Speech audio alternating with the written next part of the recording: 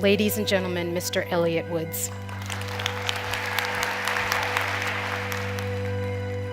I didn't really choose journalism. Journalism really found me. While I was still in Iraq, I realized that I wanted to transfer to UVA. So I came to journalism with very serious personal motivation to tell a specific story about my unit.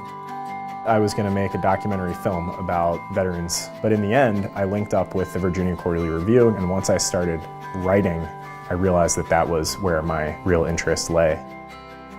I left UVA with a 7,500-word national magazine feature under my belt, which is unheard of in the world of magazine journalism. Right out of the gates, I was a multimedia journalist. I wrote the feature magazine story, published my own photographs, and had video, and I've kept doing that. My task, which I'm trying to achieve, is by the power of the written word to make you hear, to make you feel. It is, before all, to make you see. It is a fantastic time to be a journalist, and now I can do it out of a backpack. I came to UVA on financial aid that complemented my National Guard tuition assistance, but they didn't cover everything, and they didn't cover my final year of school. And had I not had that from the university, I would have been saddled with debt that would have made it impossible for me to pursue a career as a freelance journalist before I was really making any real money. Those early stories that were so instrumental, I don't think I would have been able to do what I did after I graduated.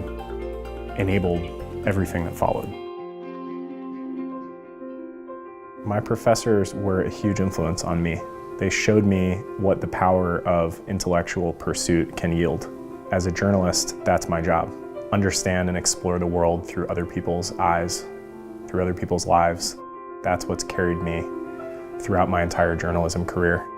First to Cairo, and then to Gaza, and eventually to Afghanistan, and back to Iraq, and many points in between over the years. I had been on many military embeds before, and I hit this real low point.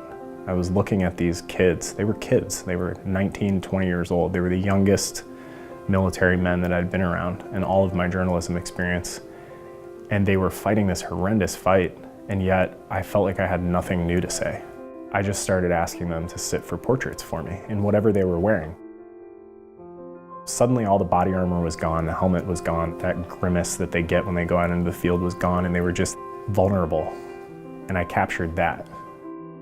As a veteran myself, someone who had lost friends to these wars and had myself struggled to reintegrate into civilian society, I felt a really deep personal responsibility to use my skills to tell these stories and to help people back home.